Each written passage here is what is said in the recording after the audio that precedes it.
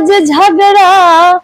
अरे लगा वही रोज झगड़ा, बारी हो ना नदिया लगा वही रोज झगड़ा, बारी हो ना नदिया लगा वही रोज झगड़ा।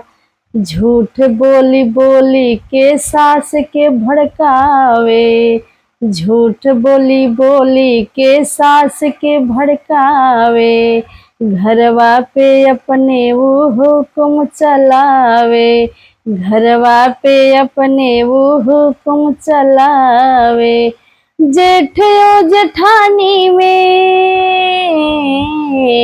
जेठ ओ जेठानी में करा वही रोज लफड़ा, बारी हो ना नदिया करा वही रोज झगड़ा, बारी हो ना नदिया लगा वही रोज झगड़ा।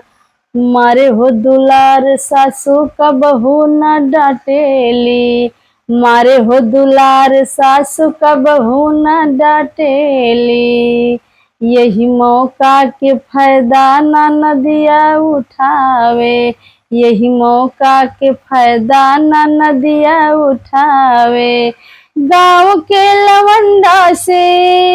हो, गाँव के लवंडा से देखा वही रोज नखरा, बारी हो ना नदिया लगा वही रोज झगड़ा, बारी हो ना नदिया लगा वही रोज झगड़ा, लगा वही रोज झगड़ा, लगा वही रोज झगड़ा, बारी हो ना नदिया लगा वही रोज झगड़ा, बारी हो ना नदिया लगा वही रोज झगड़ा, बारी हो ना नदिया लगा वही रोज झगड़ा।